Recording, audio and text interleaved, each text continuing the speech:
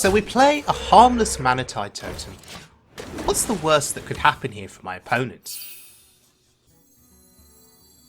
Well, we could play a second Manatide Totem. Still harmless. Until, of course, we buff it. Now it's got attack power. It can go face. But why not buff all of them? Give them all some attack power. So now we have 3 Manatide Totems that can go face. 3 Manatide Totems that draws cards. This feels a lot like having Outland on standard mode. You know, 3 cards on my turn. Pretty broken, right? And that was turn 5. Turn 6, Bloodlust wasn't lethal. So what do? We just buff the board. Make it sticky, make it hard to remove. And that is setting us up for Bloodlust next turn. How does he remove a 7 health Manatide Totem? The answer is he couldn't. So Bloodlust wins the game.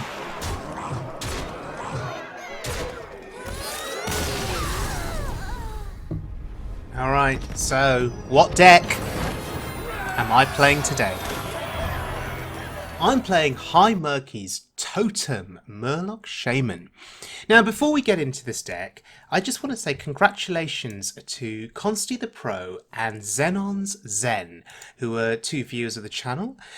You've both won the giveaway, so each of you has won 40 packs from the expansion of your choosing. So congratulations, and thank you to everybody else that took part in last week's giveaway.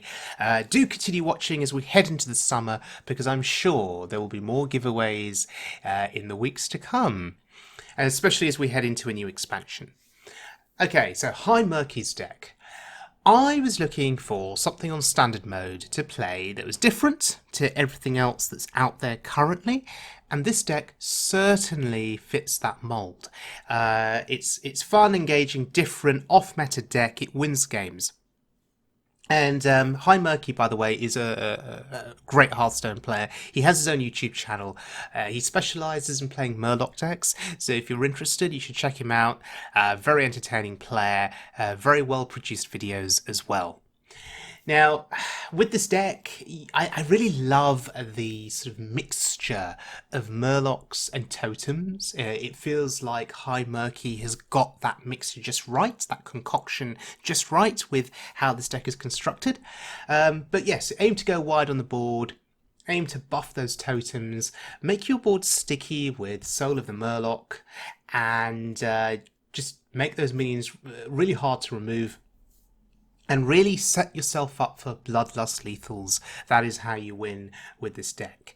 Nobody expects it, nobody sees it coming. So you certainly have the surprise factor going for you if you play this deck. The clip at the start of the video was from the start of the June season. The next 3 clips will be from the end of the May season, and we were facing nothing but warriors. So let's get started. First clip. And we have a 1-drop, which is pretty awesome. A sticky 1-drop. It's got Reborn. That bodes well for something like Bloodlust on a future turn, maybe.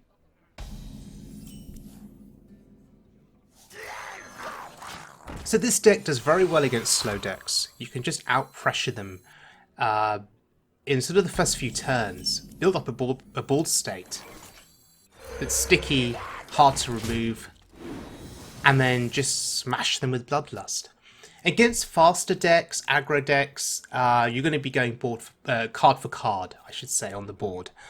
And that's a bit more challenging. That requires a bit more thinking, actually. Although he's just played a dormant minion. And we could take advantage of this. We want to push as much damage as we can. And even when that minion comes back to life from its dormant state, gives him a weapon, he still has to attack into my minions with his face, taking further damage, and that's a good thing.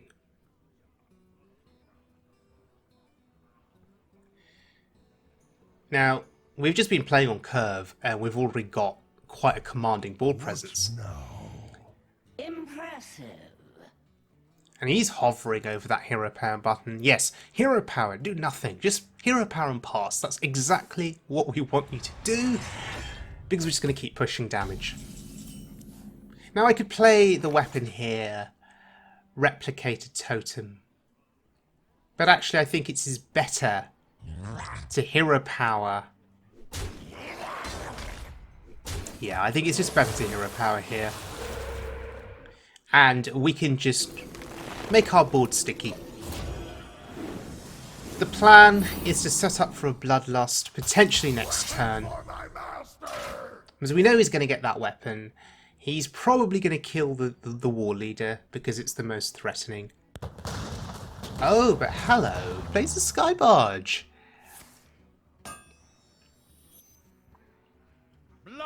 Oh wow, this is Pirate Warrior on standard mode. I'm only used to facing Pirate Warrior on wild mode.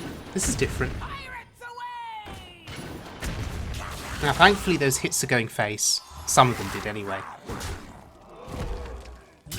Alright, he tanked 3 damage to his face. We have a Bloodlust in hand. I think we just play it because we can also buff our totems. Do we even bother to count? I don't think we do. We just go all in. We go face. We're ignoring the Sky Barge. And what do you know? We're 1 off lethal. But that's fine, because we have the weapon. Providing he doesn't play a taunt here, we're fine. He may think that armouring up will be sufficient to save him. He doesn't know we have the weapon. So, as long as he doesn't play a taunt, we are all good.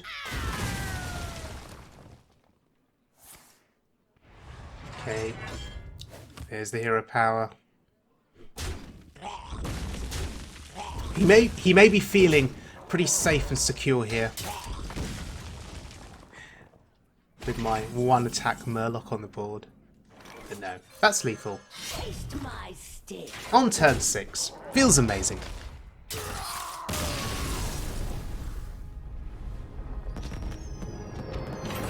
Okay, feels good.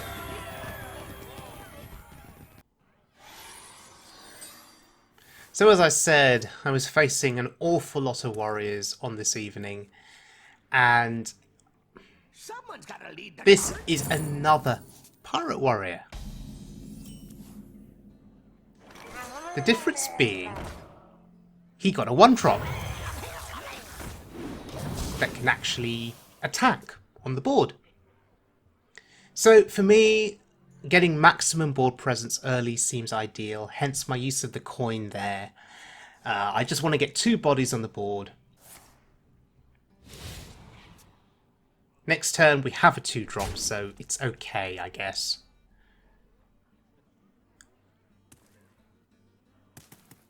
Impressive. Nice of him to make the trade there, I guess. We could trade the 1-1 in, or we could get a value trade with the 2-2. Maybe that's better. So we still preserve 2 minions on the board. I don't know what he's thinking about. My thanks to you. So we're just going to emote him until he ends his turn, because... oh, good, he ends his turn. My thanks to you. Sorry, that just annoys me a little bit. He had no reason to hang on there. If that's how the rest of the game's going to go, where he's just going to rope, well, that's going to be very frustrating. I see that more in wild mode than on standard mode, interestingly.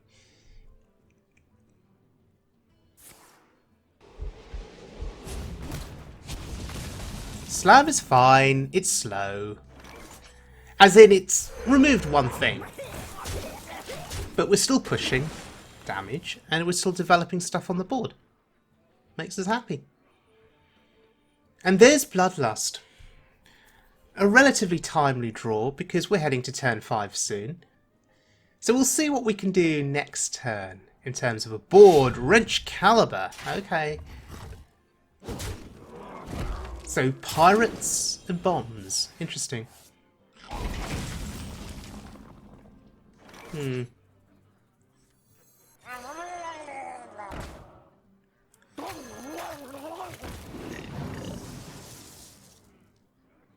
Soul of the Murloc. Is that what we want to do here? Or do we want to play 2 1-drops? 2 1-drops seems fine.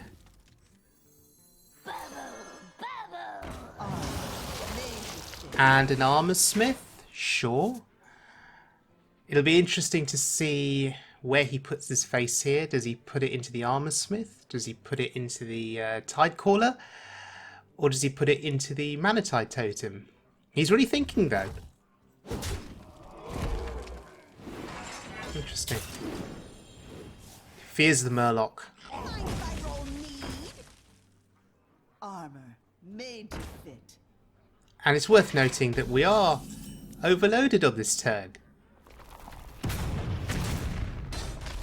Which is very frustrating, actually.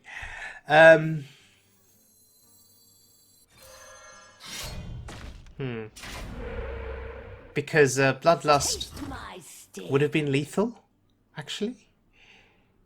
I think. Strike.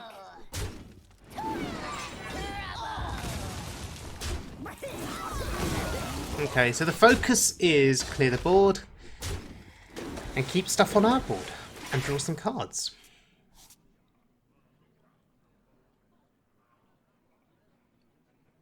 No ogre bane, Oh dear. no ogre It's death. gaining armor. That's scary.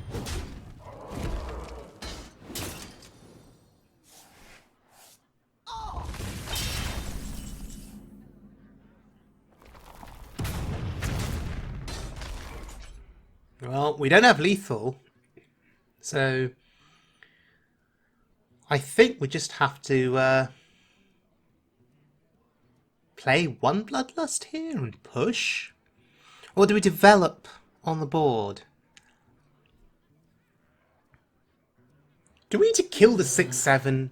See, that's another question.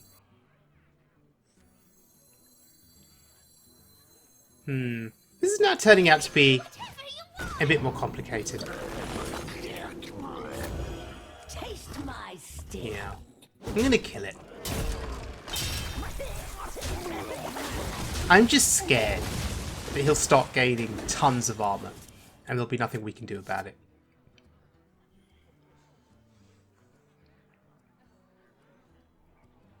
Treasure? Loot? What more can I ask Okay, for? that's absolutely fine.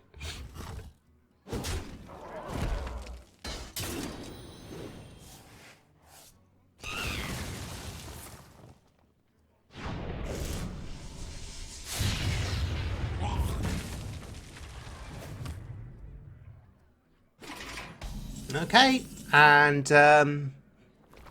that's lethal. This game was a little bit closer than I would like. Those bombs have actually done quite a lot of damage to us.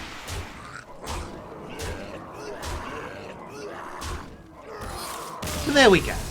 Still get the win. On turn 7.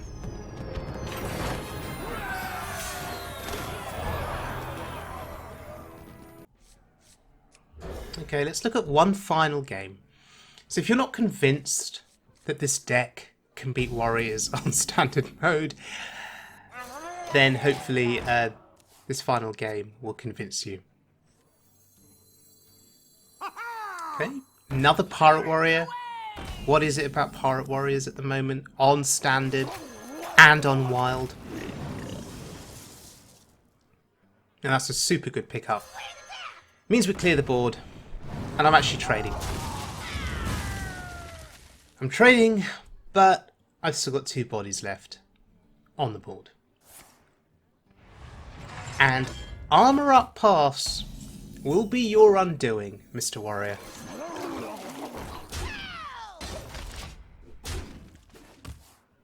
I think with this deck, as long as we have stuff that we can keep developing every turn, we stand a good chance of winning Back to work. and just rushing our opponent down eventually with the Bloodlust. It's pretty good. Oh, and there's the Bloodlust. Ask and you shall receive. It seems that I'm getting very lucky with my draws with this deck. I seem to be finding Bloodlust when I need it. And speaking of luck, I mean, Just look at these Murlocs go. That one already attacked. I suspect that this game is going to be over very quickly. Armor up pass? Oh no, he plays something. Okay. Heroic strike. Wow.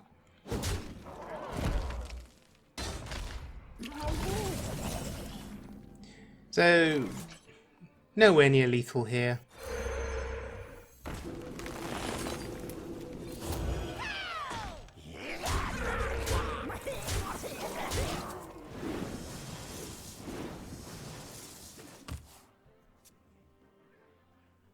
But what about next turn, in terms of lethal? There's a lot of counting to do with this deck. With Bloodlust, you're always having to think in multiples of 3. Because it gives your board +3 attack.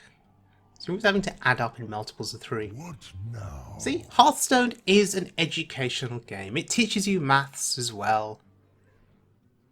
Isn't that special?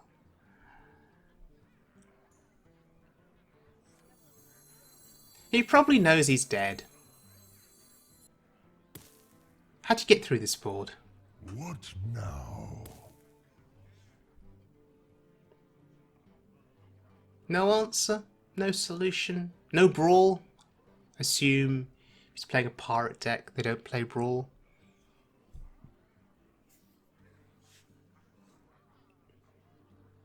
What now? Looks like a rage quit.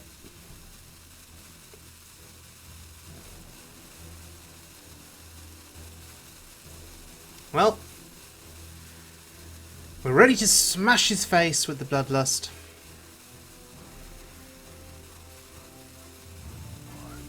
Yep. Here's a rage quit. So, this game confirms for us that Murlocs and Totems are better than pirates. On standard mode, of course. Okay, so HiMurky's Totem Murloc Shaman. If you're looking for something different, ladies and gentlemen, I would urge you to give this deck a try. It is not expensive at all. As far as I can tell, there are no legendaries in this deck. So there's a good chance that you'll have some of the cards already. So if you're interested, give it a try. Tell me what you think. Demon Hunter has the potential, I think, to be a challenging class to play against with this deck because they've got various ways of healing and killing minions at the same time, which is quite annoying. They can also use their weapons to attack into multiple minions on the same turn. So if they can just clear the bodies from your board, if you don't have the bodies to create Bloodlust, it's hard to win with this deck. So Demon Hunter I could foresee being a bit of a problem. But maybe we can ask HiMurky for what the strategy would be against Demon Hunter. Likewise, Priest can be an issue. Priest has lots of AoE.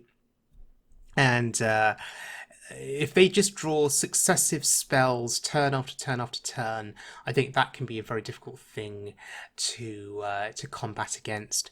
And the other deck that's worth mentioning, I think, is Druid.